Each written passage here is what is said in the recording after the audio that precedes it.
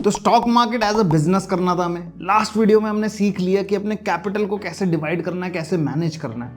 मैंने आपको कैपिटल को कैसे कैसे डिवाइड करना है लॉन्ग टर्म इन्वेस्टिंग में, स्विंग ट्रेडिंग में और इंट्राडे ट्रेडिंग में। मतलब ये कोर्स इतना हैंड होल्डिंग है कि मैंने आपको पैसा डिवाइड करने बता दिया, अब स्ट्रैटेजी भी बताऊंगा कि भाई पैसा लगाना कैसे कैसे। तो इस वीडियो में मैं बताऊंगा आपको एक लॉन्ग टर्म इन्वेस्टिंग स्ट्रैटेजी।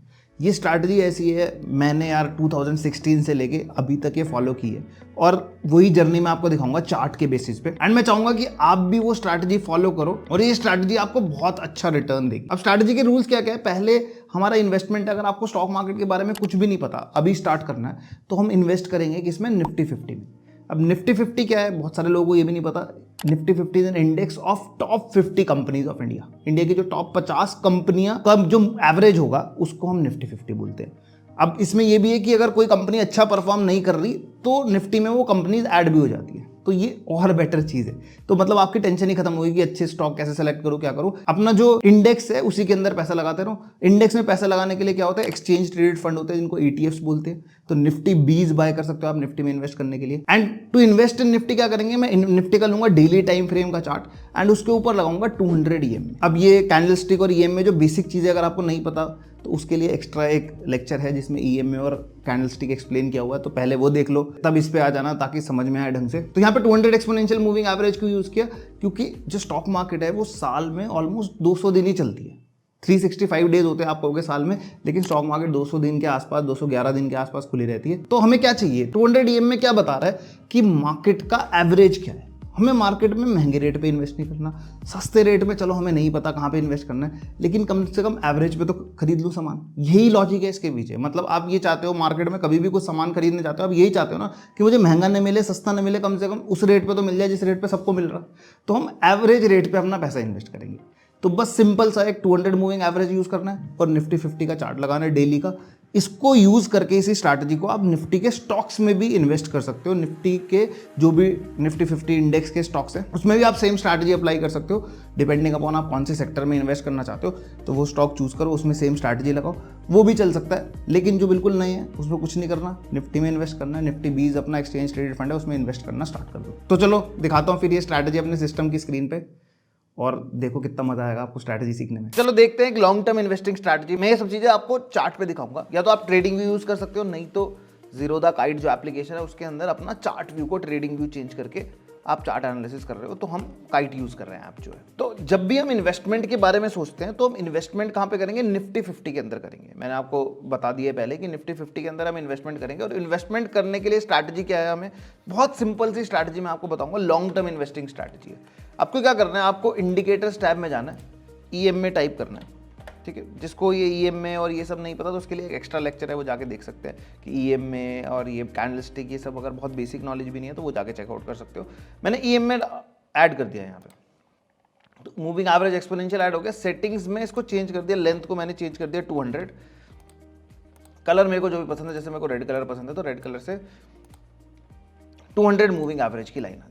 तो 200 moving average is just the average price of the market. एक साल में मार्केट का एवरेज रेट क्या है, मुझे वहां पे मैं इन्वेस्ट कर सकता हूं। तो निफ्टी मुझे पता है कि यार इंडिया की टॉप 50 कंपनी है, मुझे इंडिया की ग्रोथ से फायदा उठाना है, तो मैं इंडिया की टॉप 50 कंपनियों में इन्वेस्ट कर दूं, बस ज्यादा दिमाग लगाने की जरूरत नहीं है। उसको इन्वेस्ट कैसे करना है, जस्ट आपको एक बहुत सिंपल सा लॉजिक लगाना है कि जैसे मैंने अपना इन्वेस्टमेंट स्टार्ट किया था इसी सेम स्ट्रैटेजी से 2016 में, ठीक है। 2016 में या नवंबर के आसपास जब भी मार्केट 200 मूविंग एवरेज के पास आएगा मुझे वहां पे पैसा इन्वेस्ट करना है। मैं हमेशा सबको बोलता हूं कि भाई आप जितना भी पैसा अर्न करते हो उसका एटलीस्ट 10 to 20% आपको सेव करना चाहिए और मार्केट में इन्वेस्ट करना चाहिए। And better is to invest in Nifty. और निफ्टी में इन्वेस्ट करने के लिए क्या करना पड़ेगा आपको, निफ्टी 20 जो कि एक एक्सचेंज ट्रेडेड फंड है वो आप बाय कर सकते हो। तो मार्केट जैसे ही आपको 200 मूविंग एवरेज के पास मिले निफ्टी की वैल्यू, आपको निफ्टी 20 में इन्वेस्ट कर देना चाहिए। तो अब यहाँ पे स्टार्ट किया 16, यहाँ पे स्टार्ट किया, ऑलमोस्ट 11th 8th और 11th नवंबर के बीच में मार्केट 200 मूविंग एवरेज के आसपास आया, मैंने अपना पैसा इन्वेस्ट कर दिया। उस टाइम पे मैं ऑलमोस्ट 50,000 रुपीज़ के आसपास अर्न करता था, तो मैंने 5,000 के आसपास यहाँ पे इन्वेस्ट कर दिया।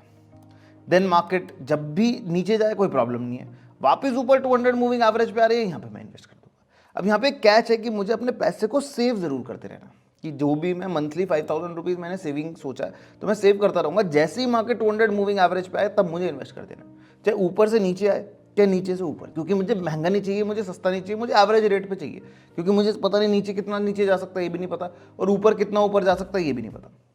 तो उसके बाद मार्केट बहुत टाइम तक ऊपर ही चलता रहा 200 मूविंग एवरेज के। अब मुझे लगा कि यार मेरे को तो चांस ही नहीं मिला मार्केट में इन्वेस्ट करने का। हमने सोचा कोई बात नहीं, जब 200 मूविंग एवरेज पे आएगा तभी मैं पैसे इन्वेस्ट करूँगा। अब यहाँ पे मैंने अपना पैसा सेव किया, मान लो 5000 रुपीज़ पर मंथ, तो यहाँ पे जैसे ही ये 200 मूविंग एवरेज के आसपास आया, मैंने यहाँ पे अपना पैसा इन्वेस्ट कर दिया। तो ऑलमोस्ट ये जब मार्च 2018 में आया और यहाँ पे मैंने स्टार्ट किया, तो ऑलमोस्ट 1-1.25 साल के आसपास जो भी मेरी सेविंग थी 5000 रुपीज़ पर मंथ करके, मैं इसको इंक्रीज़ भी करता रहता था। जिस टाइम पे मुझे लगता था कि 10% और इंक्रीज़ कर देता हूँ तो वो भी कर सकता था। देन मैंने यहाँ पे इसको इन्वेस्ट कर दिया। उसके बाद मार्केट फिर ऊपर चला गया, फिर हमने सेव किया, जैसे ही 200 मूविंग एवरेज के आसपास आया फिर इन्वेस्ट किया। यहाँ पे 200 मूविंग एवरेज के आसपास बहुत दिन तक रहा मार्केट, तो हर मंथ मेरे को इन्वेस्टमेंट करने का मौका मिलता रहा, क्योंकि हर महीने कभी ना कभी मार्केट 200 मूविंग एवरेज के पास आ रहा था। तो हमने अपना इन्वेस्टमेंट यहाँ पे किया। देन मार्केट फिर ऊपर चला गया, यहाँ पे एक बार नियरली अबाउट 200 मूविंग एवरेज आया तो यहाँ पे भी इन्वेस्ट किया। फिर ऊपर चला गया, फिर दोबारा 200 मूविंग एवरेज पे आया, यहाँ पे फिर इन्वेस्ट किया। नीचे चला गया, कोई प्रॉब्लम नहीं, ऊपर फिर आया, फिर हमने इन्वेस्ट किया। फिर नीचे आ गया, फिर हमने इन्वेस्ट किया। तो हम एवरेज रेट पे कर रहे हैं, ऊपर नीचे चलने दो, जैसे ही 200 मूविंग एवरेज पे आएगा तब इन्वेस्ट कर देना। देन मार्केट फिर दोबारा एक बार 200 मूविंग एवरेज पे आया, यहाँ पे इन्वेस्ट किया, फिर दोबारा यहाँ पे इन्वेस्ट किया, एंड देन आ गया कोविड का क्रैश। अब मैंने जो पैसा इन्वेस्ट करना स्टार्ट किया था यहाँ से स्टार्ट किया था, और जितना पैसा ग्रो किया था वो सारा ऑलमोस्ट नेगेटिव हो गया, ये कोविड के टाइम पे आ गया।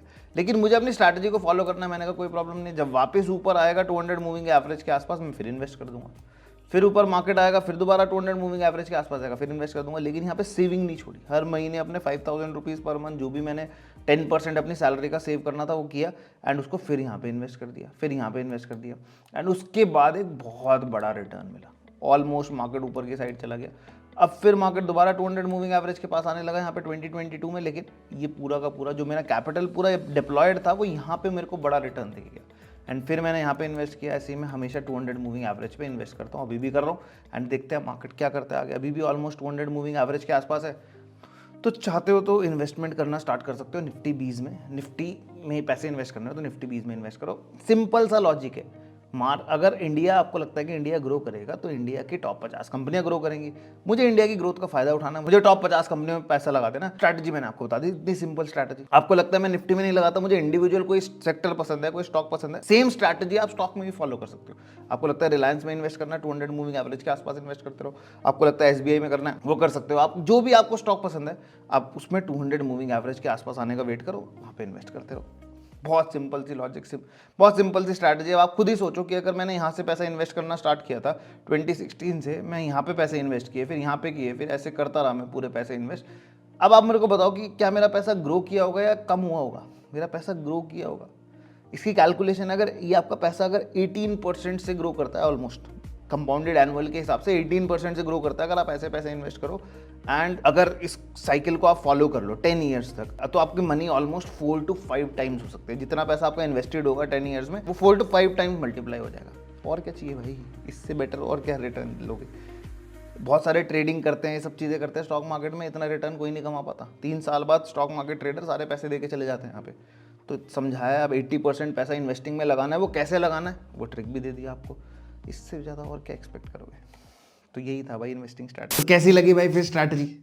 मज़ा आया होगा सीख के, और आपको लगा होगा कि यार ये तो सिंपल ईजी सा स्टेप है अपने पैसे को ग्रो करने का। प्रॉब्लम क्या है इसमें? टाइम देने का, कि अगर हम ढंग से टाइम देगा, 10 ईयर्स के टाइम पे अगर इस स्ट्रैटेजी को फॉलो करें तो ये स्ट्रैटेजी आपको इतने बेटर रिटर्न देगी कि आप सोच भी नहीं सकते। अब मैं इसमें एक सिंपल सा आपको कैलकुलेशन बताता हूँ। अगर आप 5000 रुपीज़ पर मंथ सेव करते रहो और जो मैंने स्ट्रैटेजी बताई उसके हिसाब से इन्वेस्ट करते रहो, मैंने बोला अपनी सैलरी का 10% सेव करके आप ये स्ट्रैटेजी में यूज़ कर सकते हो। चाहे स्टॉक्स में लगा लो, चाहे निफ्टी में लगा लो, जैसे आपको थॉट प्रोसेस है आप वैसे कर लो। अदरवाइज बिजनेस की तरह करना है तो अपना कैपिटल जो भी है उस कैपिटल को भी इस तरीके से इन्वेस्टमेंट में लगाते रहो, अच्छे स्टॉक्स में, निफ्टी के। तो bare minimum over a period of time, मतलब अगर हम कैलकुलेशन करेंगे तो हमारा 18% CAGR से हमारा कैपिटल ग्रो करेगा, मतलब कंपाउंडेड एनुअल ग्रोथ आएगी 18% की। तो इस हिसाब से अगर मैं कैलकुलेट करूं तो हमारा जो इन्वेस्टमेंट है वो 3.5 to 4 ईयर्स में डबल हो जाता है। तो अगर आप 10 ईयर्स ये पूरा का पूरा शेड्यूल फॉलो कर लोगे तो भाई, अगर मैं एक साल में आपका इन्वेस्टमेंट मानता हूँ आप 5000 ही करते रहते हो और आगे भी इतना ही चलता रहता है, तो आपका इन्वेस्टमेंट होगा 60,000 rupees per year. In 10 years it will become 6 lakh rupees, at least 4 times capital होगा। दैट मीन्स कम से कम 25 लाख रुपीज़ का कैपिटल आपके पास होगा। सिंपल सी स्ट्रैटेजी यूज़ करके, कुछ नहीं। उसमें से अगर लगे कि हाँ सर आपने ये चीज़ सिखाई थी और मेरा पैसा इतना ग्रो हो गया, तो मेरे अकाउंट में करा देना भाई 10%। मजाक था। लेकिन और एक और इस चीज़ को अगर आप चाहते हो कि मैं इसको और अच्छे से ग्रो करूँ, तो इसमें एक छोटी सी चेंज करनी है कि आप हर महीने मान लो अपनी सैलरी का 10% डाल रहे हो इस स्ट्रैटेजी के हिसाब से, निफ्टी में डाल रहे हो या स्टॉक्स में डाल रहे हो। हर साल क्या करना है, इसमें आपको इस इन्वेस्टमेंट को 10% और इंक्रीज करना है। मतलब पहले साल अगर आप 5000 रुपीज़ पर मंथ कर रहे हो, तो नेक्स्ट ईयर से आपको 5500 करना है। उससे नेक्स्ट ईयर उसी का जो 10% इंक्रीज करके जो भी मतलब 6050 के आसपास आएगा, तो वो करना। अपने इन्वेस्टमेंट में 10% इंक्रीज करना रहेगा, जो कि आपको वैसे छोटा छोटा लगेगा, कोई बात नहीं, 500 रुपये बढ़ रहे हैं अगले महीने, चल 500 रुपये और बढ़ा दिए महीने बाय महीने। लेकिन एट द एंड ये 10 ईयर्स पे अगर आप कैलकुलेट करोगे इसे कंपाउंडेड एनुअल ग्रोथ के हिसाब से 18%, तो this capital comes out to be more than 1 CR। और इतना पैसा बहुत है भाई। अगर आपको बढ़िया, मतलब मैंने कहा 10 ईयर्स तक फाइनेंशियल फ्रीडम अचीव करना, तो 1 करोड़ रुपए का 10 ईयर्स तक बना लिया। उसके बाद स्टॉक मार्केट में जो भी मैं स्ट्रैटेजी सिखाऊंगा अभी ट्रेडिंग इन्वेस्टिंग की, वही यूज करके आप बढ़िया उस पैसे से अर्न कर सकते हो और कोई काम करने की जरूरत नहीं पड़ेगी। तो अगर लगा कि हाँ यार सर ये तो बहुत तगड़ी स्ट्रैटेजी थी, तो जो भी आप फील करते हो स्ट्रैटेजी के बारे में नीचे मुझे कमेंट सेक्शन में बताना। अच्छे अच्छे स्टॉक्स पे एनालिसिस करके, ये स्ट्रैटेजी यूज करके आप अच्छे जो निफ्टी के स्टॉक्स हैं उनका एनालिसिस करके आप नीचे मुझे कमेंट में बता सकते हो कि कौन से स्टॉक के लिए कौन सा प्राइस बेटर होगा बाय करने के लिए, और प्ले करो इस स्ट्रैटेजी के साथ यार। और अगर चाहते हो कि हाँ यार मेरा पैसा ग्रो करे, तो स्ट्रैटेजी को फॉलो करके इन्वेस्टमेंट स्टार्ट करो। Till then I will meet you in the next video.